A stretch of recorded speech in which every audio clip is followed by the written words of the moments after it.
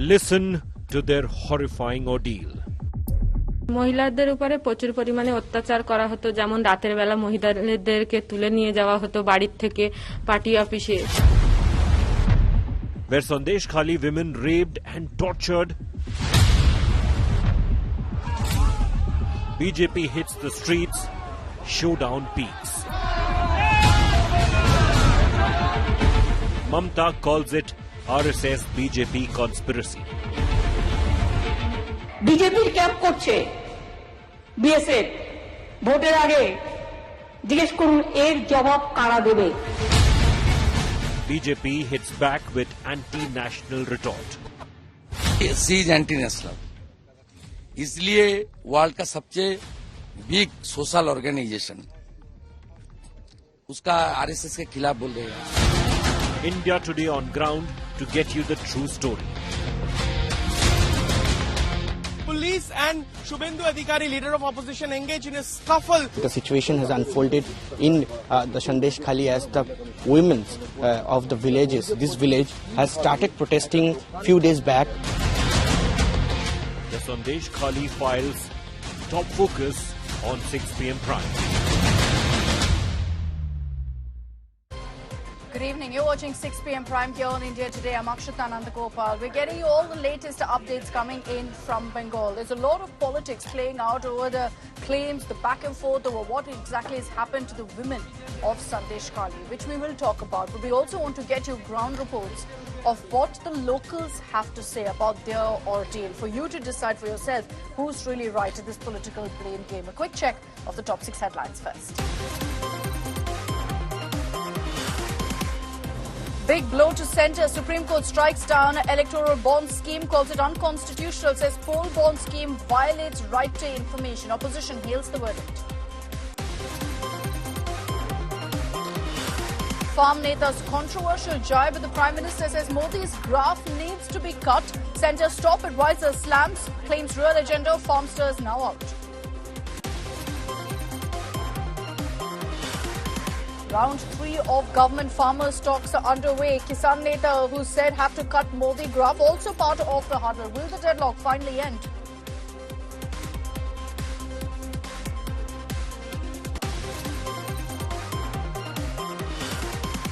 Big political quake before 2024 polls. Former Jammu and Kashmir Chief Minister Farooq hints at joining NDA in future. Says can't rule out the possibility. Announces his party will go solo in the upcoming elections.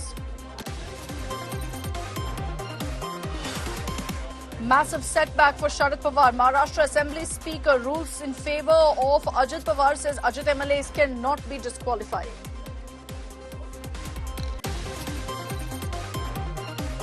And days after 8 Navy veterans freed, Modi meets Emir of Qatar, holds bilateral meet. Prime Minister Modi also accorded a ceremonial welcome.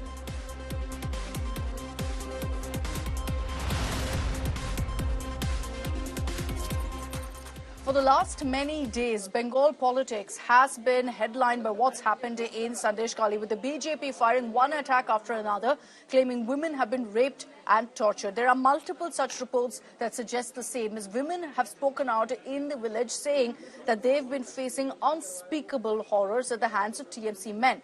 Today, you've had Mamata Banerjee speaking out on this, and she said that we've taken action. There's a women's commission that's been sent to the ground. 7 people have been arrested, but she also has alleged that all of this is nothing but a BJP RSS conspiracy.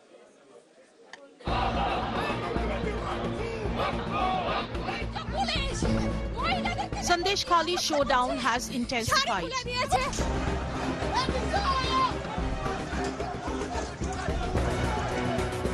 Protests have now spread outside the restive village, and as tensions escalate, West Bengal Chief Minister Mamata Banerjee has spoken out. She's blaming the BJP and RSS. আপনারা জানেন জীবনে আমি কোনো অন্যায়কে কোনোদিন প্রশ্রয় দিইনি, এবং আমি ইনিশিয়েটিভ নিয়ে স্টেট কমিশন পাঠিয়েছি, আমাদের অ্যাডমিনিস্ট্রেশন পাঠিয়েছি, 17 জনকে অ্যারেস্ট করা হয়েছে, এবং আপনারা দেখেছেন যারা মুখে মাস্ক পরে পরে ছবি তুলছে ধরাও পড়েছে বিজেপির কর্মী। The West Bengal police says that it is yet to receive any formal complaints of rape and torture. But women in Sandeshkhali reveal a different story. অত্যাচার হতো, মেয়েদেরকে তুলে নিয়ে যেত, বৌদিকে তুলে নিয়ে যেত, নিয়ে গিয়ে হচ্ছে কি মিটিং এর নাম করে তুলে নিয়ে গিয়ে করতো, টর্চার করতো, কাকে রান্না করাবে, কাকে এ করবে, ভালো ভালো মেয়েদের দেখে হচ্ছে কি ভিতরে রাখবে।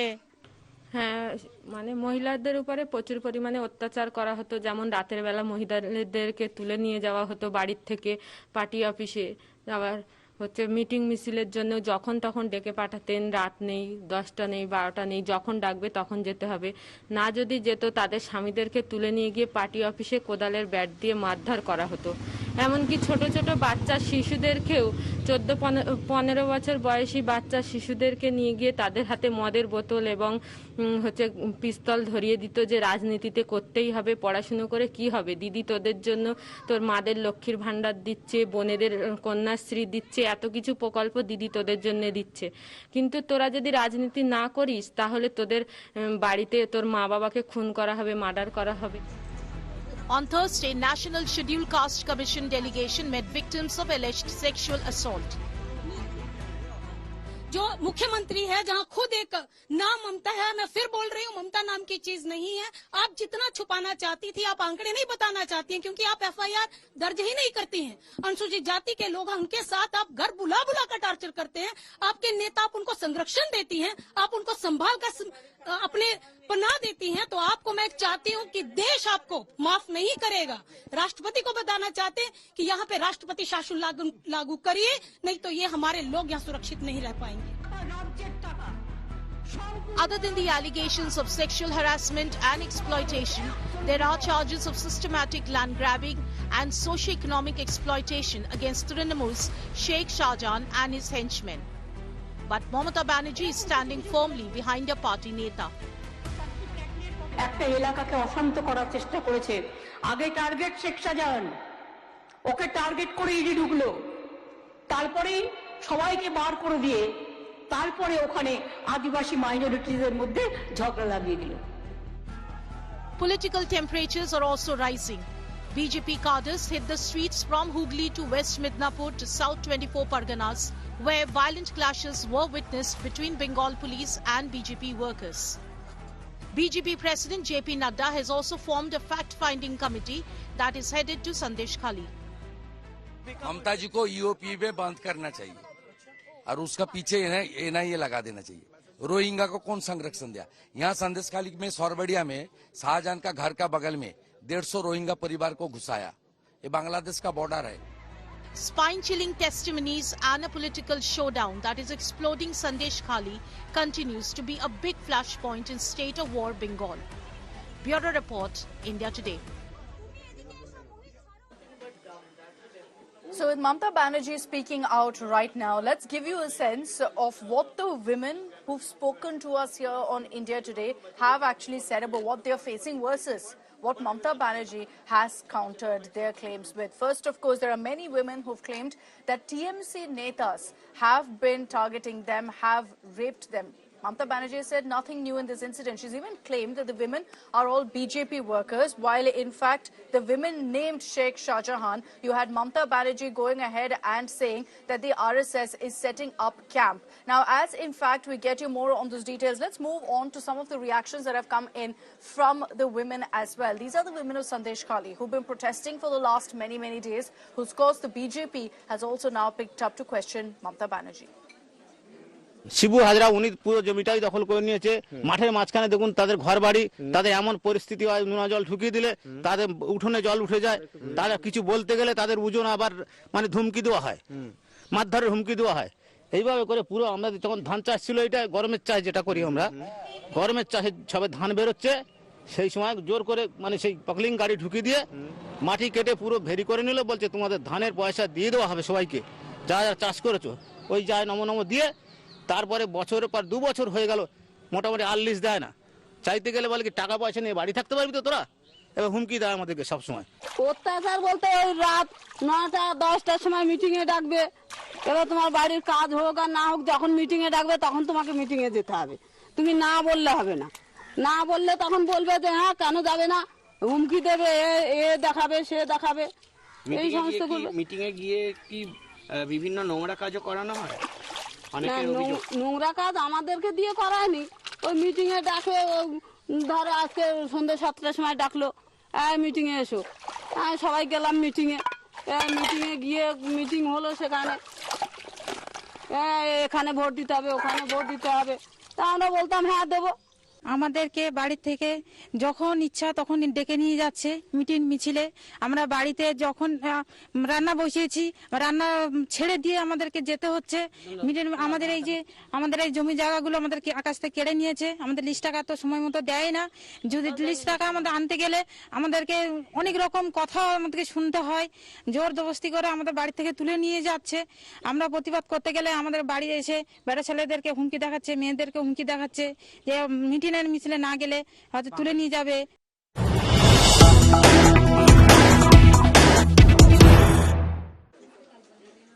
Now you heard what these women said. Many of them alleged that they were called in for meetings late in the night, and that's when they were targeted by local TMC goons. My colleague Rajesh also visited this local TMC party office in Sandeshkhali. And in this local party office is where the women claim they were called in every other night. They were allegedly tortured, allegedly molested. Some of them say they were even raped by these local TMC men. Let's get here this report by Rajesh Saha. As soon as the chairman of National SC Commission enters the village of Sandeshkhali, a section of women villagers has alleged before the chairperson of National SC Commission that they have been sexually assaulted. My camera person Orgo Ghosh is showing the visual of this party office. You can see this party office has been found locked from outside in lock and key condition, and it has been vandalized by the local villagers by throwing stones and bricks. We can find several stones and bricks are there.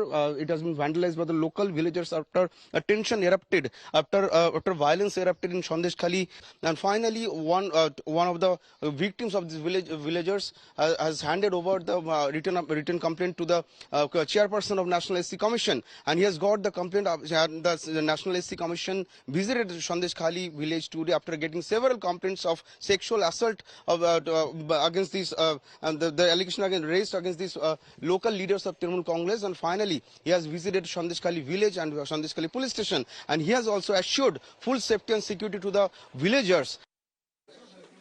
And let's bring in our reporters on the ground. Rajesh Saha is joining us live from Sandeshkhali, which is now in the epicenter of this big political fight. We also have Ritik Mondal with us, tracking all the latest from Kolkata on the politics that's playing out. Rajesh, to you first, there's a lot of back and forth over what's exactly happening in Sandeshkhali. The TMC says that there is now a women's commission, team that's currently in Sandeshkhali investigating all of these claims. Mamata Banerjee even saying that these are BJP members who are making these claims against TMC leaders.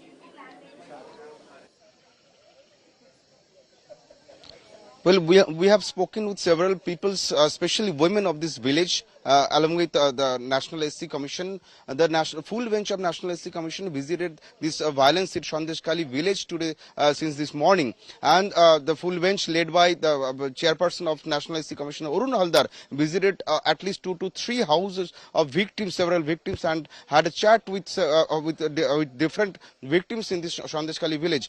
And most of the women are alleging that they have been sexually abused, they have been physically abused by the local TMC party leaders. There's alleged before the National SC Commission that all this a section of women of this village were called in this local party office, and they have been sexually abused by the local TMC leaders, especially close aides of Sheikh Shahjahan, who is Shibu Hajra and Uttam Sardar. And one of the local villagers, especially one victim, has handed over a written complaint to the chairman of National SC Commission, where she alleged against 5 local TMC leaders for molesting her. She claimed that she was molested few months back, and when she approached before Sandeshkhali police station, where right now I'm standing. That time she's claiming that police didn't take any So that's the official allegation. complaint. The women there who are filing these complaints are saying that they're constantly being hounded, and now that they've spoken out, there's still no action being taken. There was an SC/ST panel also that has lashed out at Mamata Banerjee. So there's a lot of politics that's playing out right now with Sandeshkhali. I want to bring in Ritik Mondal from Kolkata on this. Ritik, we had a dramatic protest playing out today as well by the BJP, led largely by Shubhendu Adhikari. The BJP is, of course, lashing out at Mamata Banerjee, but it's unfortunately also taking a supremely political turn. Nobody's really talking about the crimes anymore, but it's more about the politics ahead of the elections.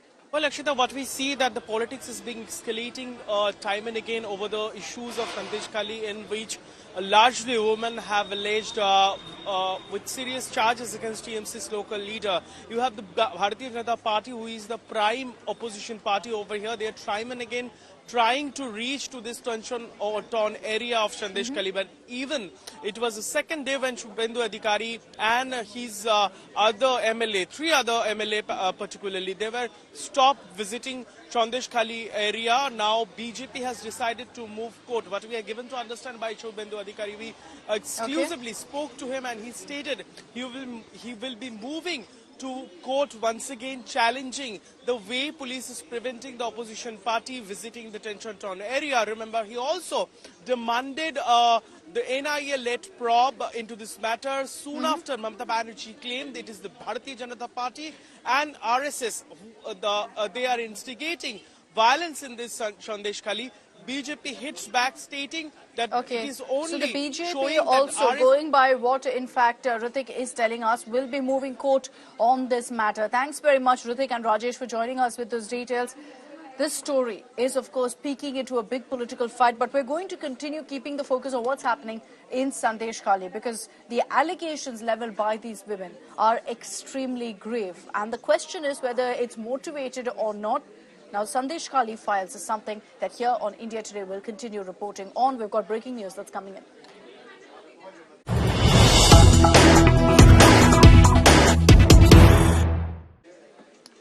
All right, let's get you a newsbreaker on suspended TMC MP Mawa Moitra. She's now in trouble once again with the Enforcement Directorate. She's been summoned by the ED on February 19th, and this is to do with a FEMA violation case against her. There are allegations of her having violated the Foreign Exchange Act. So based on that, she's been summoned for questioning on February 19th. Shreya Chatterjee is joining us with more details on this. Shreya, just give us a bit of context really on what are the allegations against Mawa. Has this got to do at all with all of the allegations that were leveled against her in Parliament of her having, given her login, her user ID to a third person? Akshita, the only details that we right now have that Mawa Moitra has actually been called by the Enforcement Directorate in a FEMA violation, which is some foreign exchange, some foreign transactions that the Enforcement Directorate has come across related to Mawa Moitra that they have found is violating the FEMA guidelines, based on which they have asked her to appear. We are yet to get some more details. More details are awaited whether this was on the part of the investigation at all, because this is not a PMLA case. This is a FEMA case, and cash for query case so far was being investigated by the CBI. So we are yet to get more clarity on what the case actually is. But so far, our DD sources have confirmed to us that this is foreign exchange violation, and she's been asked to appear before the Enforcement Directorate in the national capital on the 19th of February. Okay, so we will try to get our viewers more details of what this case is. Doesn't look, however, like it's linked to the entire controversy over her parliamentary login and the entire, cash for favors kind of scam that she was, of course, accused in. So it doesn't look like there's a link to that. But what exactly is this fresh case about? We'll track the latest. For now, we know that the Enforcement Directorate has summoned Mawa to appear before them on February. Let's get your breaking news coming in from Karnataka. The government passed an order banning celebrating religious festivals in schools and colleges. They've now withdrawn that controversial order in just hours. You had, in fact, a few hours ago the government passing this order, after which There were reactions from the opposition questioning it, particularly with the BJP saying, why are you stopping the celebration of Hindu festivals in schools and colleges? Now, the government, in response, has gone ahead and withdrawn the statement. In a matter of hours, a U-turn by the Sidramaiah government. Just a few days ago, you saw the same thing happening over a decision to have infrastructure projects in Carbon Park. And it leads to questions, obviously, about whether the government is indecisive or whether these decisions aren't taken keeping in mind or keeping in the loop the top command, who then hear about it and then go ahead and withdraw the order. Sagai Raj is joining us live with more details on this. Sagai, what's led to this U-turn now? So we have noticed that a few activists, especially pro-Hindu activists, had protested against it. There were statements which was being released by them, and there were also video which was being shared by Hindu organizations like Hindu Janjagrati Samiti and others who had protested against this and criticized the government on banning Hindu festival. And in fact, there are several festivals including Saraswati Puja, Ganesha Puja and Sankranti, which is being celebrated in many of the government schools, especially residential schools. And all these festivals were banned. And after a few hours after this particular order, now it has been withdrawn by the Social Welfare Department. Remember, all schools, all residential schools and residential college comes under the purview of a Social Welfare Department, and that particular department had passed this order, and within few hours it has been revoked by the same department. So far there is no explanation given by the department why it has been revoked, but we got to learn through our sources that they have to face repercussions from their own ministry as well as from the opposition, which has forced them to go ahead and withdraw this particular order. Yes, remember, obviously. last year there were a few incidents which was been reported in the residential schools when there was protest from Jai Bhim Association as well as pro-Hindu organization like ABVP when they celebrated Ganesha festival in a college in Bangalore. At that point of time, there were decisions which was being taken by the BJP government to allow that. Now it was being banned, and later on it was being revoked by the Congress government. A bizarre decision really by the government, not willing to stick their necks out and stick by their decision, once again reversing an order in a matter of hours. And now the Social Welfare Department, after we spoke to the government who defended it hours ago, has now withdrawn the order. So I request you to stay on with me. Let's stick to news from Karnataka as well, because there's a lot of buzz also about the political developments that have come in from the state. I'm talking about the Rajya Sabha nominations. The names of each, in fact, state has been trickling in. You have, in fact, JP Nadda filing his Rajya Sabha nomination from Gujarat. Several other leaders also, like Ashwini Vaishnav also, who's filed his nomination. You had Milind Deora being named by the BJP. But interestingly, in Karnataka, the BJP and JDS has sprung a last-minute surprise, going ahead and fielding a joint candidate, which has taken the Congress by surprise. Now, in fact, this significant twist comes even as the Congress had gone ahead and named Ajay Makan, Nasser Hussain,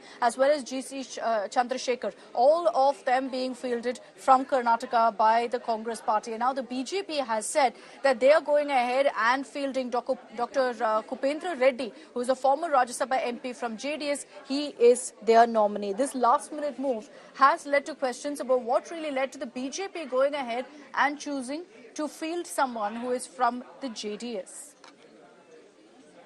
We are short of 5. I don't know how our party people will manage now, because I am in NDA. From Delhi we got the message to file. Let me see. Taking this back across to Sagai Raj for more details. Sagai, interesting decision really by the BJP and JDS. What really explains the fact that the BJP has said that this time they will join hands with the JDS and field a joint candidate? So when it comes to election in Karnataka, it's been a super blockbuster movie. Whether it is a corporation election, whether it is an assembly election, Lok Sabha election or Rajya Sabha election, it has always made national headlines for one or the other controversy. And again, this time, the NDA, that is of BJP and JDS, have joined together and fielded Kupendra Reddy, who doesn't have much numbers. In fact, every single person, whoever wants to win Rajya Sabha election, they should get around 46 votes. When you calculate all those things, Congress is intact, where they have around 138 votes for all these 3 candidates. And BJP also have enough number of votes for the first preferential candidates. Okay. But JDS doesn't have the numbers. But still, they have fielded the second candidate against Congress. Remember last time, Leher Singh was a third candidate and he didn't have enough votes to win. But still, there were Congress MLAs who had cross-voted and helped BJP candidate to win the Rajya Sabha election. Okay. And even this time, NDA have their own calculation to go ahead and win the second candidate. But how? We need to wait and watch, because Congress votes are intact. Sure. Even one less vote from Congress and independent MLA who are backing Congress, definitely going to be a setback for them. You know, and it will also lead to questions about what really this will mean in the upcoming Lok Sabha elections and the seat sharing between BJP and JDS. Thanks very much, Sagai, for getting us all of those details. Overall, in the Rajya Sabha, you have 56 members cutting across 15 states who are retiring in April. So the elections for these Rajya Sabha seats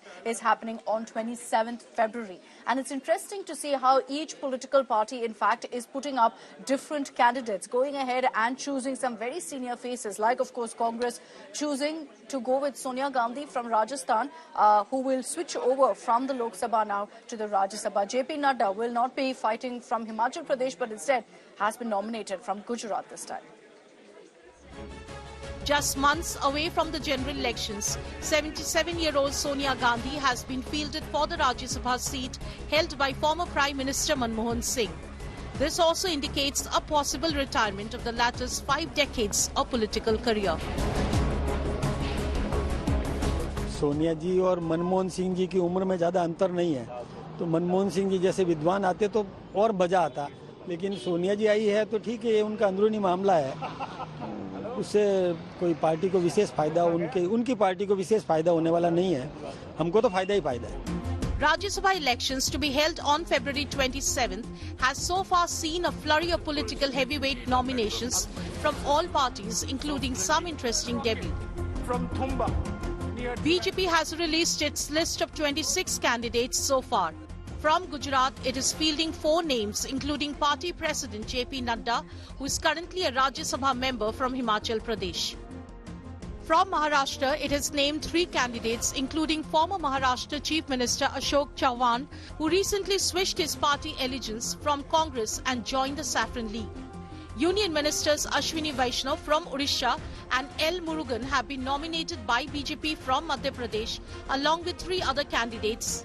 Its earlier list of 14 included former Union Minister RPN Singh and Sudhanshu Trivedi. आज भाजपा की राज्यसभा की उम्मीदवारों की घोषणा अभी हुई है और मुझे खुशी है कि आज भाजपा के इस लिस्ट में मुझे यहाँ पर स्थान मिला है.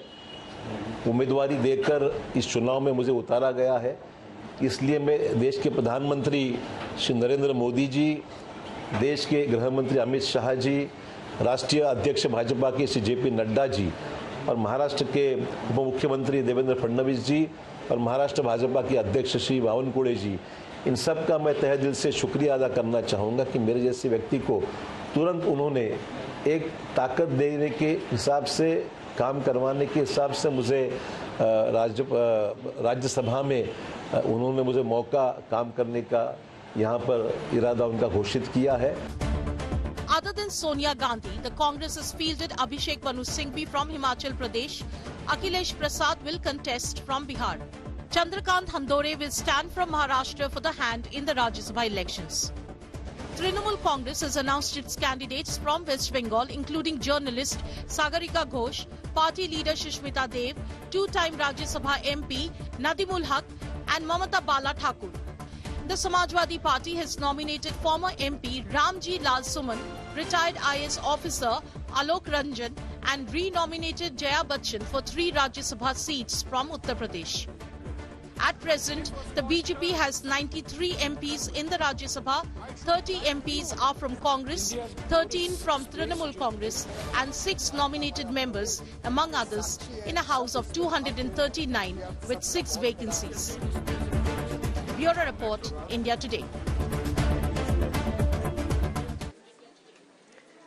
So Sonia Gandhi has, of course, filed her Rajya Sabha nomination. She's now written a letter also to the people of Raebareli, saying that due to age and health concerns, Sonia is not able to go ahead and contest elections in the Lok Sabha from Raebareli this time, and instead has chosen to go to the Rajya Sabha. She's also, in fact, spoken and thanked the people of Raebareli, saying at a time when she lost her husband Rajiv Gandhi, when she lost her mother-in-law Indira Gandhi, it was the people of Raebareli who embraced her and gave her love. And in her heartfelt letter, she's thanked all Raebareli voters for their support and assured them, saying that my heart and soul will always remain in Raebareli. Let's move on to all the other stories that we're tracking also this hour, including the farmers' protest. There's a huge controversy that's playing out over a video of a farmer leader, Dhaliwal, going ahead and saying that the objective is to ensure that Modi's graph is cut down. He says that it's reached a high because of Ram Mandir and there's a need to cut down Modi's graph. It's led to a big showdown as several BJP leaders have alleged that the true motive of the farmers' protest has now been exposed. Modi दा graph बहुत मंदर दे करके ऊपर चढ़ गया। वो नुकसान वो इहदा ग्राफ डाउन किवें आ सकदा है? A shocking viral video of the most prominent face of the farm stir against popularity of Prime Minister Narendra Modi. Jagjit Dhaliwal, the chief of BKU Ekta, the steering force behind the agitation, expressing his worry over rising popularity of Prime Minister Narendra Modi, especially after Ram Mandir Pran Pratishtha.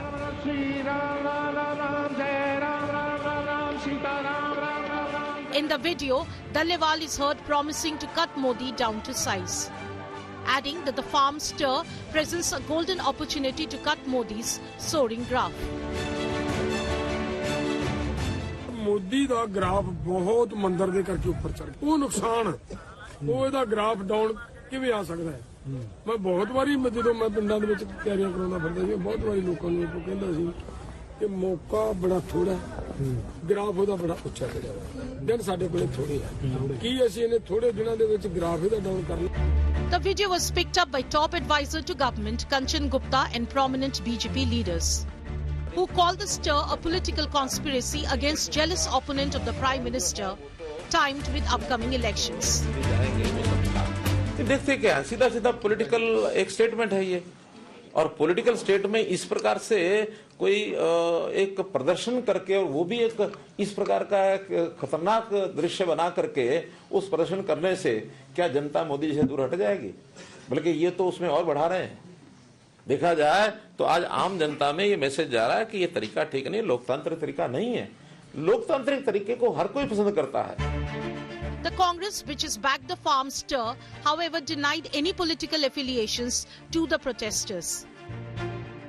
Agenda of farmers' agitation is an agenda for life of this nation. It's an agenda of 72 crore farmers and farm laborers. This agenda is not governed by politics. This agenda is also not governed by who will be in power.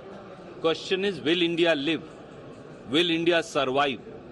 Can India survive without its 72 crore farmers and farm laborers? The farm stir is officially aimed at ensuring fair MSP law and benefits for farmers. But in reality, is it just another Modi Hatao Andolan? Bureau Report, India Today. After a very successful visit to UAE late last night, the Prime Minister made his way to Qatar. He's now wrapped up that visit, is headed back to India. But in Qatar, the few hours that he spent, held a bilateral with the Emir of Qatar, met with the Prime Minister too. And the timing of it extremely significant because it came just days after Qatar released 8 Indian Navy veterans who were on death row previously. It was a huge diplomatic success, and the Prime Minister also this time, the last few hours that he spent in Qatar, ensured that once again there were several, in fact, deals, trade deals that were approved between India and Qatar. More details in our next report. Prime Minister Modi landed in Qatar on his second visit since 2016 on Thursday with a ceremonial welcome. Days after Qatar released 8 Navy veterans who were jailed on espionage charges, this visit by the Indian Prime Minister holds political and diplomatic significance of immense. A Accompanied by the External Affairs Minister S. Jaishankar and National Security Advisor Ajit Doval, the Prime Minister had bilateral talks with the Emir of Qatar, Sheikh Mohammed bin Abdul Rahman Al Thani, focusing on ways to strengthen ties between New Delhi and Doha. Topics of discussion included a wide range of areas of bilateral cooperation, including trade partnership, investment cooperation, energy partnership, issues engaged in regional security, cultural affinity and people-to-people ties. Qatar is the largest supplier of LNG to India, accounting for over 48% of India's global LNG imports. This Middle East country is also India's largest supplier of LPG, accounting for 29% of India's total LPG imports.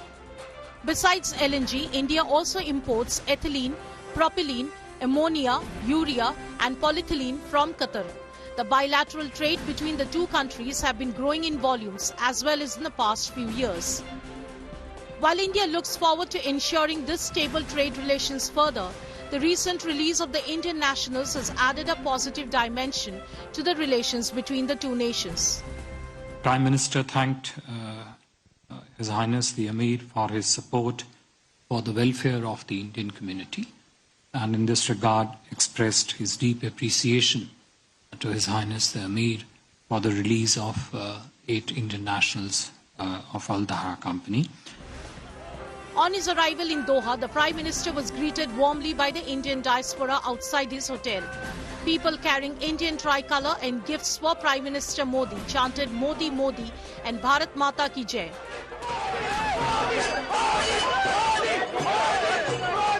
Prime Minister Modi shook hands with them. They also took pictures of Prime Minister Modi as he interacted with them. Bureau Report, India Today.